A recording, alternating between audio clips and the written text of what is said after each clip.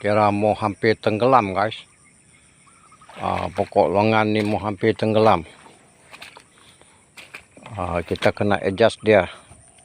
Mari tinggi sikit guys. Mungkin kita letak dia di sini lah. Nanti kita top up sikit tanah di sini.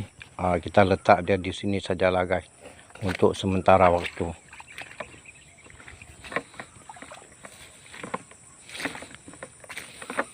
Wah, memang luar biasa guys. Setiap kali hujan, setiap kali banjir. Wah, bening nih guys. Bening. Tapi apa boleh buat? Memang ini musim dia lah guys. Nak buat macam mana? Kita kena sabarlah.